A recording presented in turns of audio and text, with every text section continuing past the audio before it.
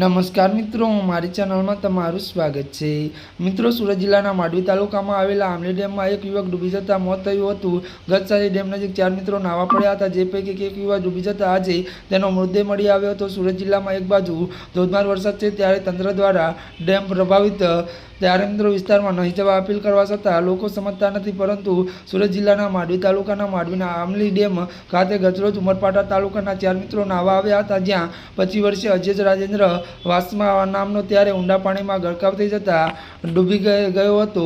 વાત કરવામાં આવે જેથી ફાયર ટીમ શોધખોળ શરૂ કરી હતી। ડેમમાં ડૂબી ગયેલા યુવકની આજે પણ શોધખોળ કરવામાં આવી હતી। ભારે જહેમત બાદ માંડવી ફાયર દ્વારા ડૂબી ગયેલા અજય વાસવાનો મૃતદેહ શોધી કાઢ્યો હતો અને મૃતદેહ અજય રાજેન્દ્ર વાસવા ઉમરપાડા તાલુકાના બીજલ ત્યારે મિત્રો જણાવી દીધું કે વાડીનો રહેવાસી હતો। આ ઘટના સંદર્ભે પરિવારજનોને જાણ કરતા પરિવારજનો પણ ત્યાં પહોંચ્યા હતા અને માંડવી પોલીસ પણ ઘટના સ્થળે પહોંચી મૃતદેહને પીએમ અર્થ ખસેડી વધુ કાર્યવાહી હાથ ધરી હતી।